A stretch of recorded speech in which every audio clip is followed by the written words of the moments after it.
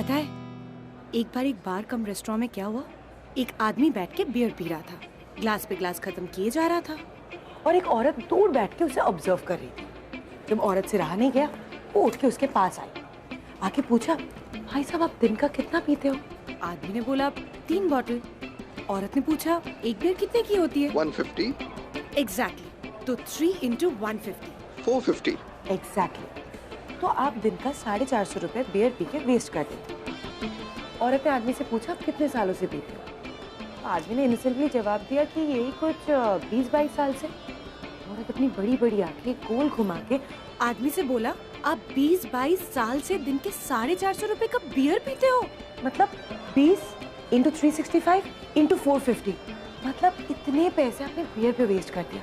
सोचो, यही पैसे अगर आप बैंक पे रखकर एफडी करते, वो पैसे जमा करते, तो आपके घर के बाहर क्या खड़ी होती पता है? क्या? मर्सिडीज।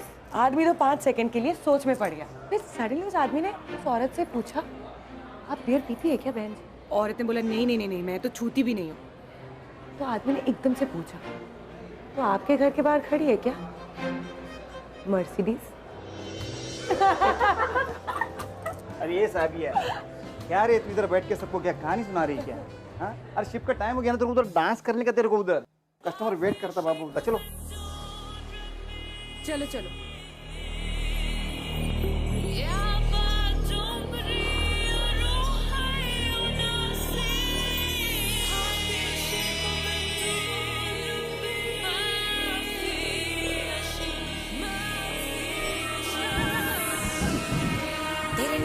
सजना हाँ वे मेरा दिल धड़के, मेरा दिल धड़के, तेरे नाल सजना हाँ वे मेरा दिल धड़के, मेरा दिल लवली हो गया, नाम तेरा पढ़ के, नाम तेरा पढ़ के मैं लवली हो गया, नाम तेरा पढ़ के, नाम तेरा मैं लवली हो गया, नाम तेरा पढ़ के, नाम तेरा पढ़ के मैं लवली हो गया, नाम तेरा पढ़ के, नाम तेरा।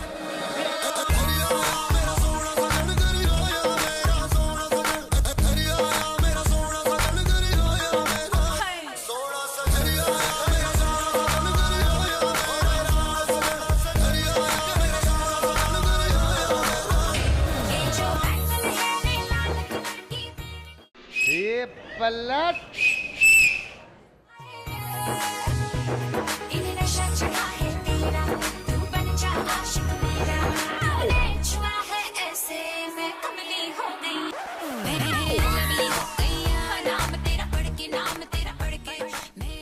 Youth, the most important time of our lives. In fact एक ऐसा टाइम जब हमें हमारे टैलेंट्स, हमारी ड्रीम्स की कदर होती, हमें समझ में आता है कि हमारे टैलेंट्स क्या। हेलो एवरीबॉडी, मैं हूं ऋत्विक धनजानी और आपका स्वागत है on this brand new show called age in. You know, जब मुझे रियलाइज हुआ था that I wanted to become an actor, मैं 15 साल का, एंड बिलीव इट और नॉट, वो मेरा पहला कदम था, realisation. I was lucky but not everybody is, क्योंकि कई सारे लोगों को तो रियलाइज भी नहीं होता कि उनका टैलेंट क्या है। फॉर एग्जाम्पल साबिया, जिसकी कहानी आज आप और हम देखेंगे। यू नो, वैसे तो वो पेशे से एक बार डांसर है, लेकिन दिल से उसे कहानियां सुनाना बहुत पसंद है। अब क्या वो अपने इस पैशन को पहचान पाती है या नहीं, यही तो मैं आपको दिखाना चाहता हूं। वेलकम।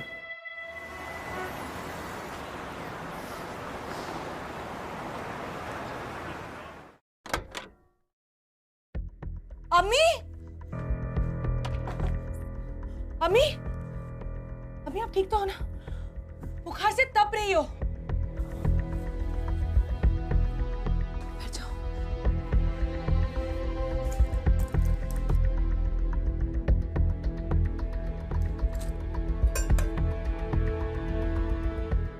कितनी बार कहा है आपसे, घर का काम मत करो, दवाई ले लो। फिर आप मेरा कहा मानती कहाँ हो? क्या जरूरत थी ये सब खाना बनाने की? अच्छा बाबा, माफ करना, अगली बार नहीं कहूंगी बस। माफी? किस बात की माफी? आप मेरी प्यारी अम्मी हो। बेटा, मैं तो तेरे लिए कुछ भी नहीं कर सकी। अम्मी, तेरी परवरिश भी ठीक से नहीं की, उल्टा तेरे सर पे बोझ बनकर बैठी हूँ मैं। अम्मी, अब फिर से शुरू हो गई। अब बहुत हो गया, तू ये बार डांस का काम छोड़ दे और अच्छा सा कोई ढंग का काम पकड़। अच्छा सा काम? 9th पास लड़की के लिए मार्केट में कोई अच्छा काम नहीं है। बहुत ढूंढा, आपको पता है ना।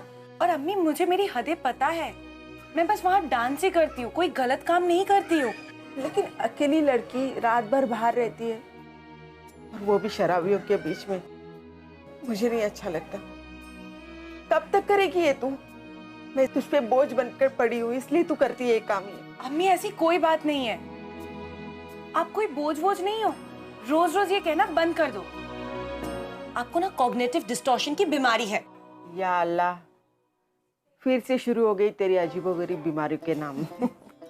आपकी वजह से साइकोलॉजी पढ़ पढ़ के ये सारी बीमारियों का नाम मैं सीख चुकी हूँ, मेरी प्यारी अम्मी। मेरा नसीब ही खराब है। तेरे अब्बू जिंदा होते तो आज तेरे लिए कुछ ना कुछ।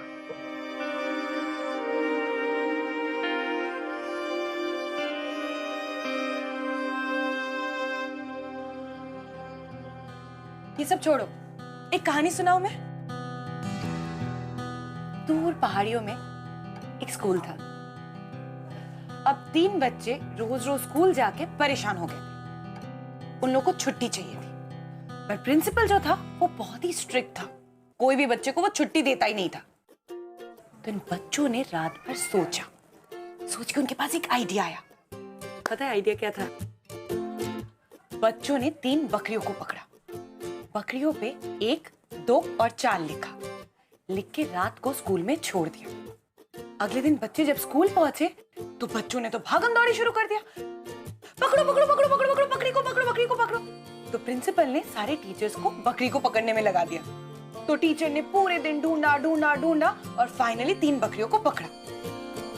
तो पकड़ने के बाद उन लोगों ने नोटिस किया कि बकरियों पे 1, 2 और 4 लिखा हुआ है। 3 नंबर बकरी किधर गई? मिसिंग है। प्रिंसिपल ने बोला, अरे वापस से ढूंढो, 3 नंबर किधर गई? टीचर लोग ढूंढते रह गए,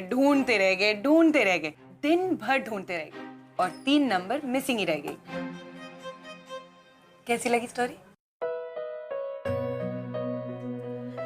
अम्मी ऐसे ही, पता है हम दोनों के पास 1 नंबर, 2 नंबर, 4 नंबर सब कुछ है, बस 3 नंबर मिसिंग है। उस 3 नंबर के पीछे अगर हम पागल होते रहेंगे और उसे ढूंढते रहेंगे तो जिंदगी भर हमें सिर्फ कमियां दिखती रहेगी कि हमारी लाइफ में क्या क्या कमियां हैं। पर हमारी लाइफ में 1, 2 और 4 तो है ना, फिर हम 3 नंबर को क्यों ढूंढे? अल्लाह ने मुझे इतनी कीमती चीज उम्मीद दी है और अम्मी के पास इतनी इंटेलिजेंट, स्मार्ट और सुंदर लड़की दी है। अपने मुंह मियां मिट्ठू।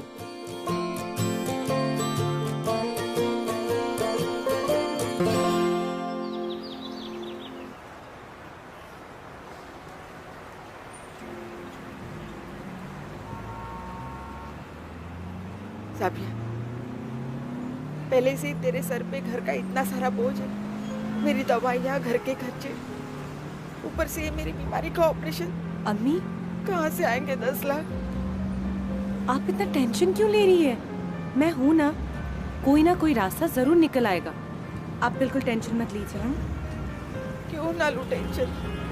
दिन रात तू काम करती है तब कहीं गुजारा होता है। अम्मी तू क्या समझती है? तेरी परेशानियां मुझे दिखती नहीं है क्या? हाँ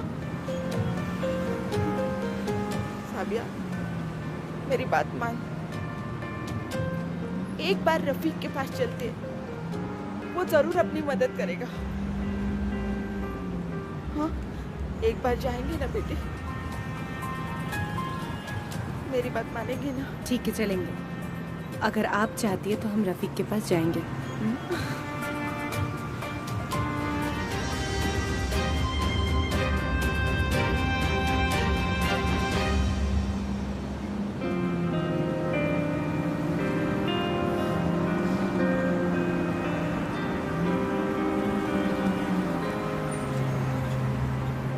भैया आप आगे से राइट लेना।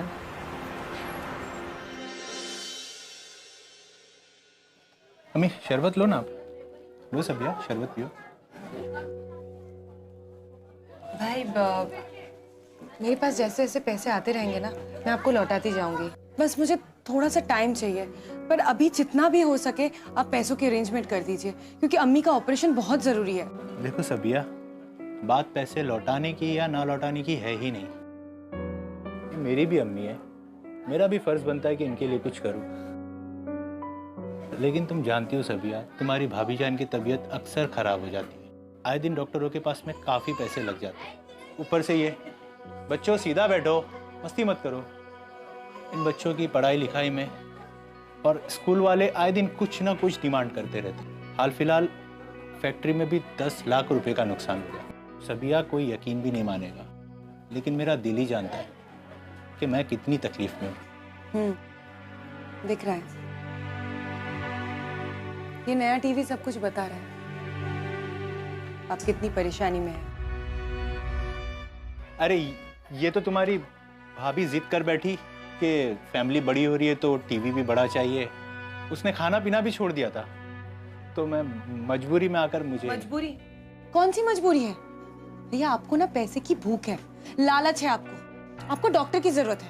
यू आर मेंटली सिक। ये अपनी फर्जी डॉक्टरी मुझ पर मत झाड़, समझी? मम्मी चलो यहाँ से, हमारी गलती थी, हमें यहाँ आना ही नहीं चाहिए था। चलो मम्मी। अम्मी, थैंक यू सो मच भैया। चलो अम्मी मेरी बात तो सुनो। अम्मी चलो। अम्मी,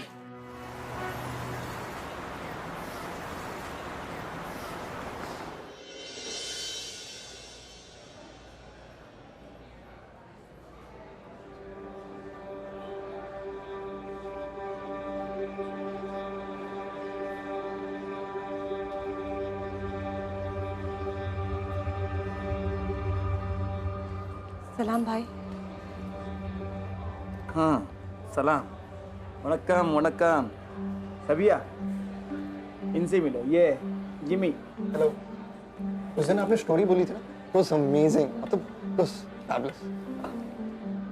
वो तो ऐसे ही। सबिया, ये एक बहुत बड़ा राइटर अपनी कहानी पे ये रिसर्च करने को इधर को आया। भाई मुझे आपसे कुछ जरूरी बात करनी है। हाँ बोलो ना साबिया, बोलो, क्या बात? वो हेलो, मैं आता हूँ। बैठ, तू बैठ। हाँ बोल, क्या बात? भाई अम्मी की तबीयत बहुत खराब है, मुझे 10 लाख रुपए की जरूरत है। हाँ मैं जानती हूँ 10 लाख रुपए बहुत ज्यादा है, पर जितना भी आप अरेंज कर सकते हो, अम्मी का ऑपरेशन कराना है। साबिया, तेरे को मेरा दिल मालूम है? मैं तुम लोगों से काम कराता, फिर बाद में तुम लोगों को पैसा देता, बराबर? अब ये उधार का पैसा देना, फिर वापस मांगना, ये बार बार का मच मच मेरे को नहीं जमता। अभी लास्ट टाइम क्या बोला तूने? मेरी अम्मी का तबीयत बहुत खराब, उसके इलाज के लिए पैसा चाहिए, मैं दिया ना तेरे को। हाँ, वो मैं अपने सेठ से झूठ बोल के तेरे को पैसा दिया कि बरोबर, पर वो पैसा अभी तक मिला नहीं। काहे को? धीरे धीरे आपके पैसे वापस कर रही हूँ ना, और हर पेमेंट मैंने आपको टाइम पे किया, बस वो लास्ट टाइम मेरा पेमेंट थोड़ा डिले हो गया था। और साबिया ऐसी लड़की नहीं है जो पैसे मान लेगी। मेरे को मालूम साबिया, सब लड़की में तू बेस्ट गर्ल, मैं सबको बोलता ऐसा, पर अब वो पुराना पैसा वापस नहीं आया तो नया पैसा मैं कैसे दे सकता? पर अन्ना मैं सॉरी साबिया, सॉरी, मैं कुछ नहीं कर सकता। हाँ तू हाँ नहीं मानना, मैं नहीं दे सकता तेरे को पैसा।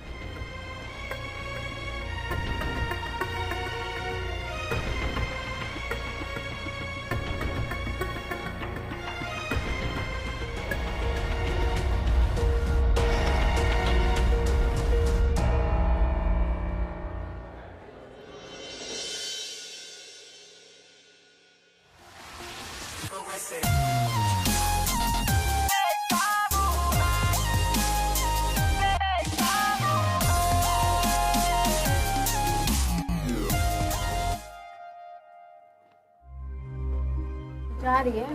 हाँ, बाय।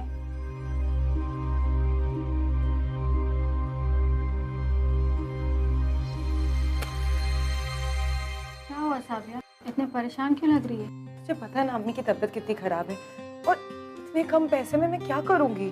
साबिया एक बात बोलो, इस चिल्लर विल्लर से तेरी मम्मी के इलाज के पैसों का जुगाड़ नहीं होने वाला, समझी?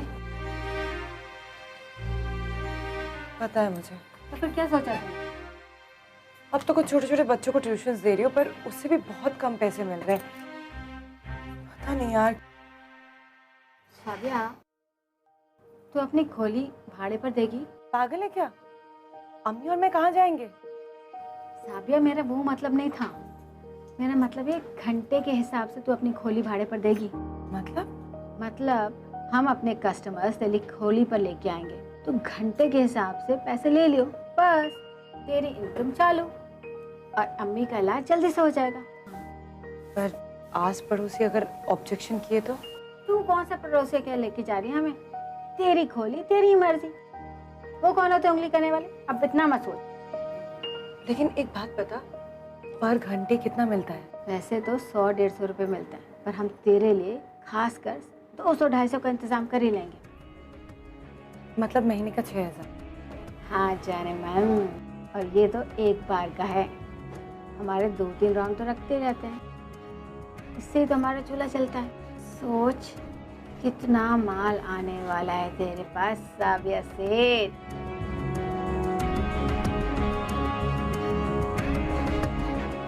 तो घंटे के हिसाब से पैसे ले लियो, बस तेरी इनकम चालू और अम्मी का इलाज जल्दी से हो जाएगा।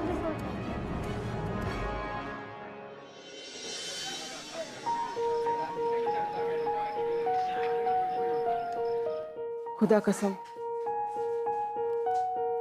मुझे ये सब चीज पसंद नहीं है।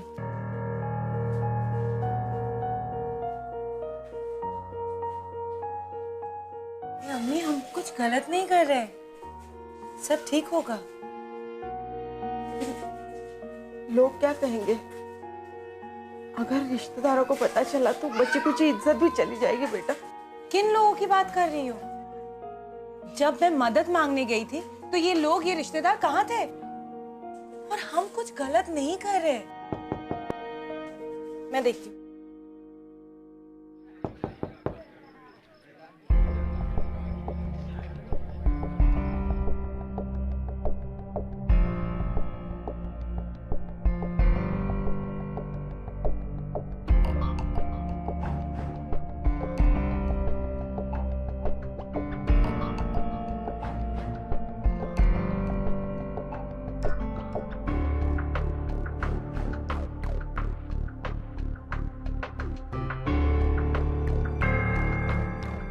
कौन है रे? वो तो हमारे कौन? कौन? वो जो अंदर गए। आपको क्या मतलब? भूत। ऐसी बातें करेगी? मेरे अड़ोस पड़ोस में गंदे काम हो और मैं कुछ ना पूछूं? जरा इस मैडम के तेवर तो देखो। हमारा घर, हमारे लोग, आपको क्या प्रॉब्लम हो रही है? आप अपनी चोंच आपके घर के अंदर तक रखिए। देखो साबिया, मेरे अड़ोस पड़ोस में अगर गंदगी फैलाएगी ना तो तू जहन्नुम जाएगी, जहन्नुम। साथ में अपनी बूढ़ी माँ को भी ले जाएगी, समझी? जहन्नुम? पागल हो गई है ये।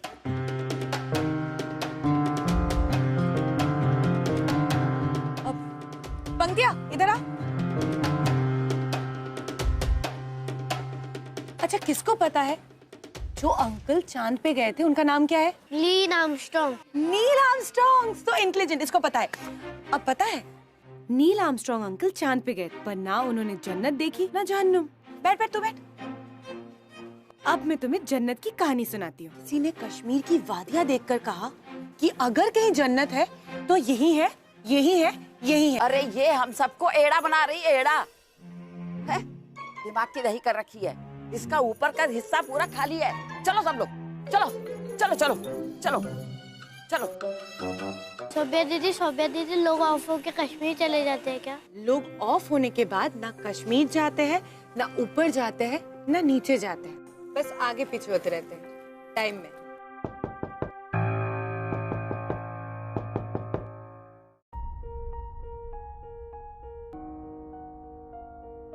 बच्चे, तुम लोग कोई भूत से डरते हो क्या? बिल्कुल नहीं डरते हो? अरे बाप रे, इतने बहादुर बच्चे। हाँ। चलो फिर मैं तुम लोगों को भूत की कहानी सुनाती। एक बार एक जंगल में भूत आ गया था, और पता है किसी को दिखा भी नहीं।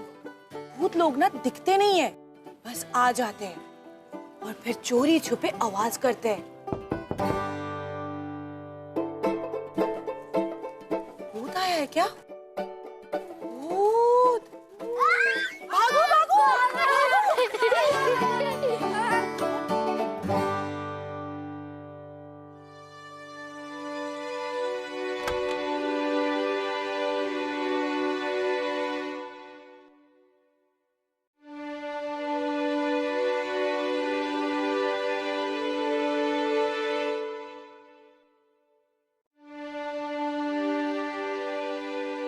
Thank you.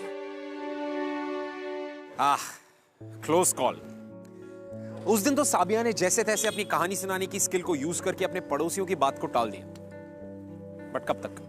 कुछ दिन बाद जब उसके पड़ोसी वापस आए और उसे घर से बाहर निकाल देने की धमकी दी, दैट्स व्हेन शी रियलाइज्ड, और उसने अपनी खोली रेंट पर देना बंद कर दी। Now what would she do? उसके पास पैसे कमाने का और कोई तरीका ही नहीं बचा था। एंड ऑनेस्टली एक तरफ उसे अपनी मॉम के लिए स्ट्रांग रहना था, she had to pretend, but वो अंदर ही अंदर खोखली होती जा रही थी, you know, she was losing herself.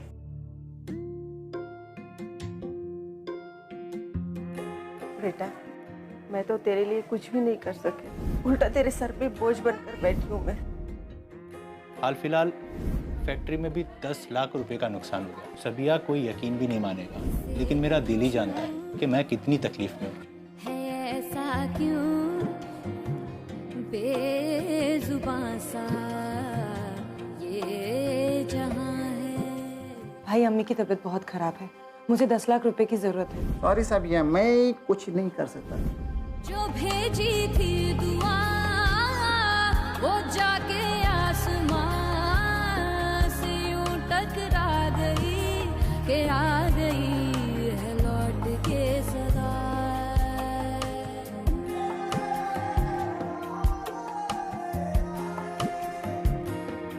सांसों ने कहा रुख मोड़ लिया, कोई राह नजर में न आए। धड़कन ने कहा दिल छोड़ दिया, कहाँ छोड़े इन जिस्मों ने साए। इस चिल्लर विल्लर से तेरी मम्मी के इलाज के पैसों का जुगाड़ नहीं होने वाला, समझे? जो भेजी थी दुआ वो जाके आसमां से यूं टकरा गई कि आ गई है लौट के सदा। जो भेजी थी दुआ।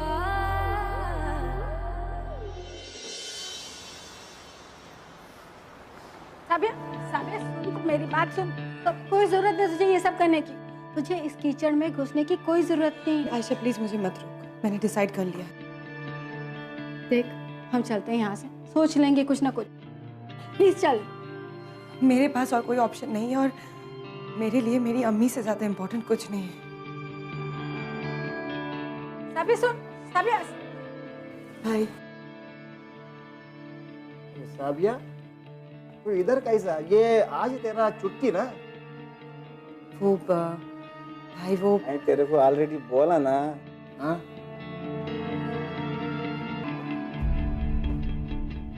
भाई मुझे पैसे नहीं चाहिए, कस्टमर चाहिए।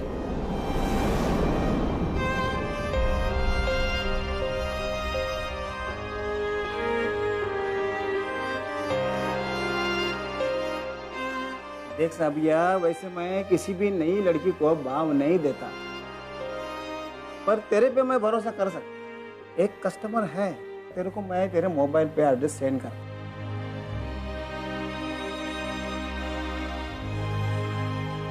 साबिया, मैं क्या बोलता, तू एक बार अच्छी तरह से सोच।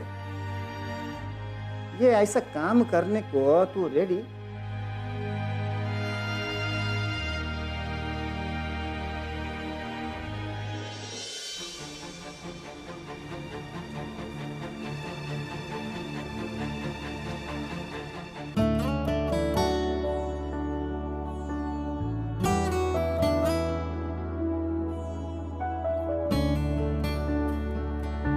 कभी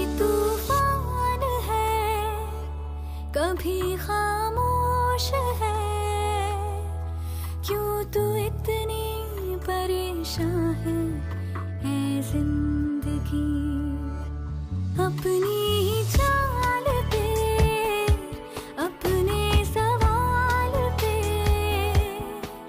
क्यों तू इतनी हैरान है जिंदगी। उलझन जो है तेरी मुझको तो बतला दे, वक्त बेईमान है जिंदगी, है जिंदगी, है जिंदगी।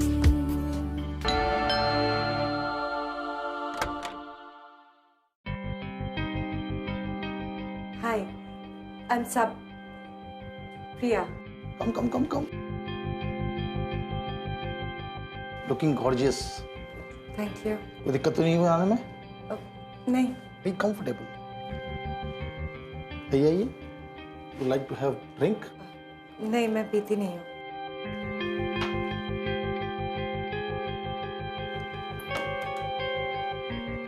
पानी गर्म है, शावर ले लीजिए। शावर मैं नहा कर आई। शावर ले लो। ओके।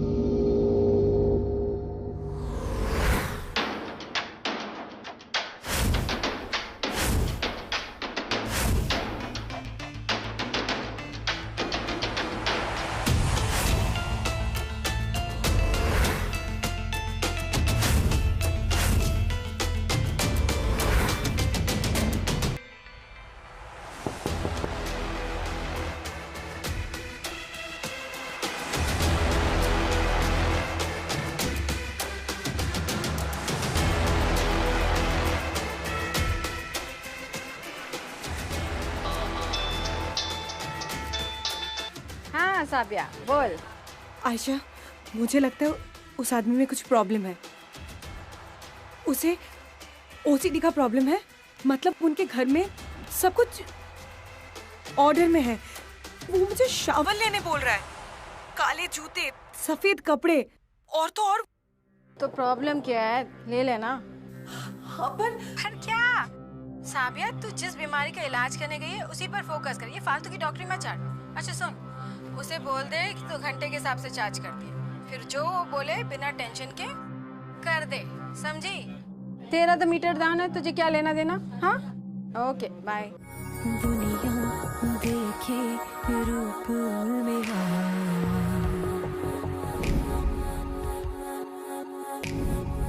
कोई ना जाने बेचारी मैं, पर तेरे लिए बाज़ारे में।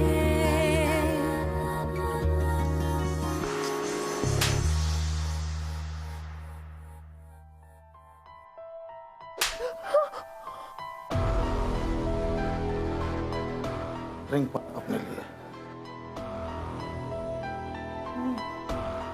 मैं नहीं पीती हूँ। बनाती है कि एक और दिन?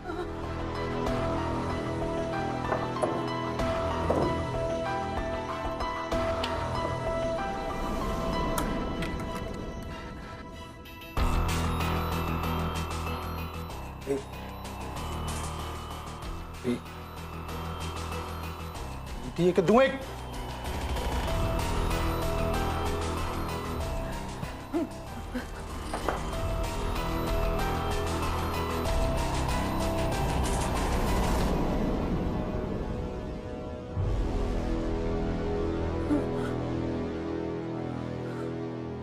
प्लीज प्लीज मुझे मत मारिए। आप जो कहेंगे मैं करूंगी। आप क्या क्या हाथ जोड़ते हो प्लीज।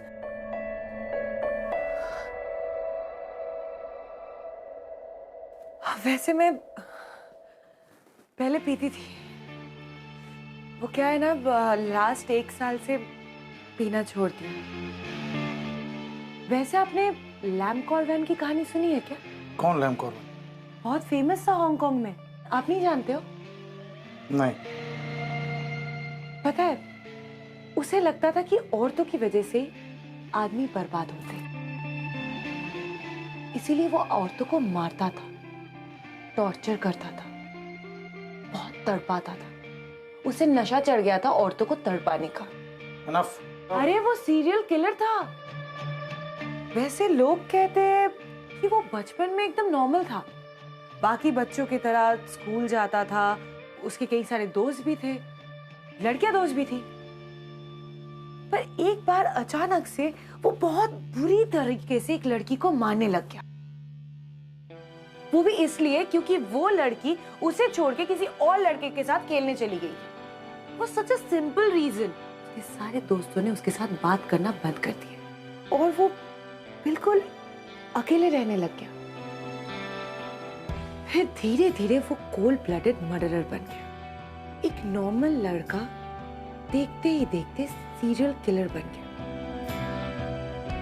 स्ट्रेंज, कुछ तो वजह होगी। तुम्हें क्या लगता है? मुझे ऐसा लगता है कि शायद किसी औरत ने या किसी लड़की ने उसके साथ बहुत बुरा किया होगा, नहीं तो सडनली एक नॉर्मल इंसान सीरियल किलर बन गया। स्ट्रेंज। कोई क्यों ऐसा करेगा? शायद उसकी कोई फ्रेंड, उसकी कोई गर्लफ्रेंड, उसकी कोई दोस्त। माँ? माँ? माँ क्यों? क्वेश्चन मत करो। Hello sir. Give it to me, give it to me. Sir मैं सब कर। अरे गिव इट टू मी। ठीक है सर, आप ये साइन कर दीजिए।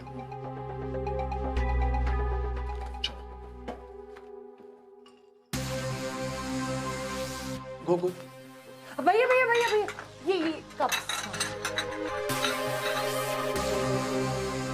खूब गंदे थे ना, इसीलिए। ओके।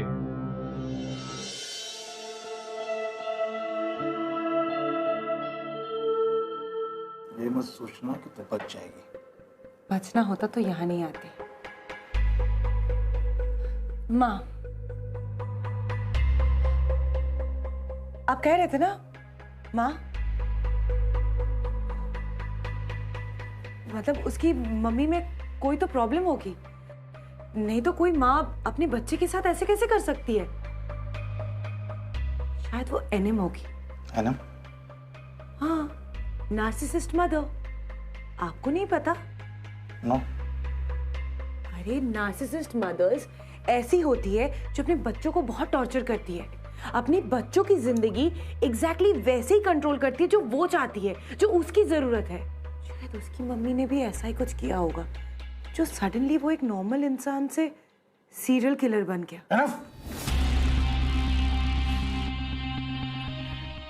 लैम कॉर्वेन, आपको पता है अपनी सारी लड़कियों को कैसे मारता था? कैसे? उसका एक यूनिक ही तरीका था। क्या?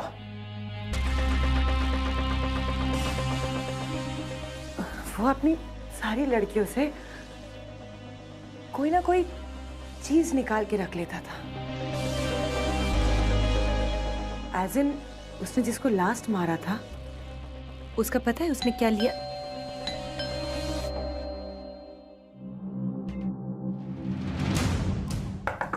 Mr. Kumar? Mr. Kumar? Who is this? Sir, this is manager. Could you please open the door? Why? Sir, this is emergency. Hotel में आग लगी है। आप लोग प्लीज जल्द से जल्द बाहर आ जाइए। प्लीज चलिए sir. Ma'am please hurry up. Hotel में कहीं आग लगी है, हमें पूरी बिल्डिंग खाली करवानी है। प्लीज आप जल्द से जल्द नीचे आ जाइए। चलिए सर। My God! एक सेकंड। आप लोग सिर्फ हमें इवैक्यूएट करवा रहे हैं? जी नहीं सर, ये सबके लिए है, और इसलिए क्योंकि बाकी सब कस्टमर ऐसा ना सोचे कि रेगुलर फायर वर्क है। Let's run! आग लगी है! Please please oh my God, आग लगी! कम कम कम कम, रन फास्ट!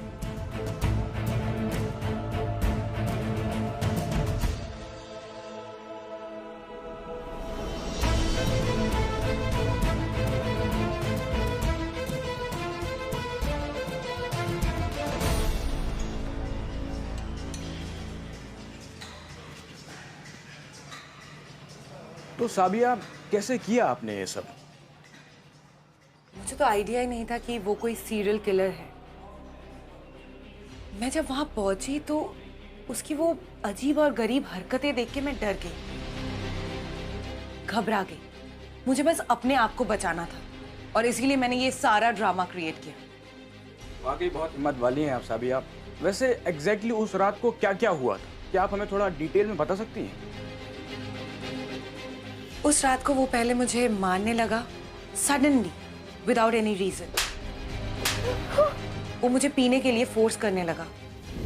तो जब मुझे पता चला कि मेरे पास और कोई ऑप्शन नहीं है, मैं ड्रामा क्रिएट करने लग गई उसके साथ। तो मैं उसे एक सीरियल किलर की कहानी बताने लग गई। वैसे आपने लैम कॉर्वेन की कहानी सुनी है क्या? कौन लैम कॉर्वेन? और सडनली बोला कि मुझे और आइस चाहिए, थोड़ी आइस मिलेगी? उसने रिसेप्शन में फोन किया तो एक वेटर कुछ और आइस लेकर आया। जैसे ही वो गया वहां से वेटर के पास आइस लेने, मेरे पास ज्यादा टाइम नहीं था। मैंने एक चिट में बॉम्ब लिखा। वहां पे 2 कप्स और ट्रेज पड़े थे, तो मैंने एक कप के नीचे रखा और वेटर के हाथ दे दी। वेटर ने शायद वो चिट देखा और मैनेजर को दिखाया। सर क्या हुआ? ये पर्ची में बॉम्ब लिखा हुआ है, वहां 430 से लेकर आया हूं, चलो। मैनेजर को सच में लगा कि कोई बॉम्ब है। मैनेजर ने पुलिस को इमीडिएटली फोन किया और हमारे रूम में आए और बोला कि होटल में आग लग गई। हम भागे वहां से। सारे गेस्ट जब भाग रहे थे तो पुलिस ने देखा कि वो सीरियल किलर भी उन गेस्ट में मौजूद था। And he got arrested.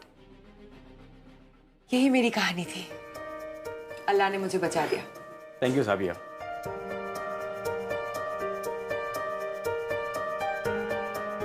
Hello, Raghav sir, Jimmy बोल रहा हूँ। सर आप अपनी नेक्स्ट फिल्म के लिए एक स्टोरी डेवलपर को सर्च करे थे ना? Hi, sir, I have something great to share with you. Can I come and meet you today? I will be there, half an hour sir, Max. Alright sir. Sir अब कहानी में एक बहुत बड़ा ट्विस्ट आता है, और वो ट्विस्ट ये है कि मयंक एंड प्रीति, जो कि ऑलरेडी रिलेशन में है, लेकिन इस इवेंट के बाद मयंक प्रीति से ब्रेकअप कर लेता है। Now we move towards our 5th stage, that is climax scene, जहां पर जाकर हमें 20 मिनट का टाइम चाहिए, हम कुछ डिस्कस करना चाहते हैं। Okay, thank you.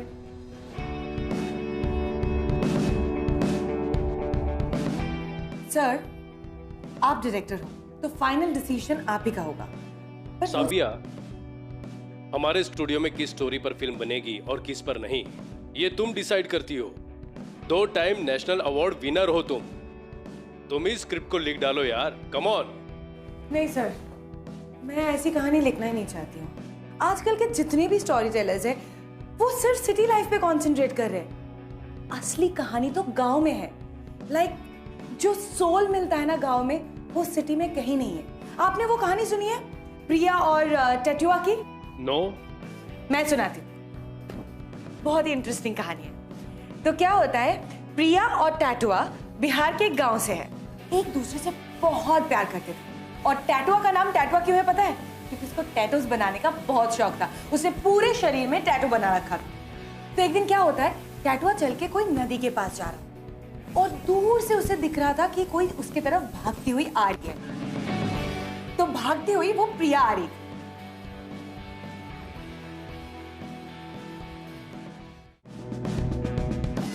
So finally, साबिया ने अपने सपनों को रियलाइज किया, अपने पैशन को रियलाइज किया, और उसके टैलेंट की बदौलत आज वो अपनी जिंदगी के उस मकाम पर है जहां पर उसे हमेशा से होना चाहिए।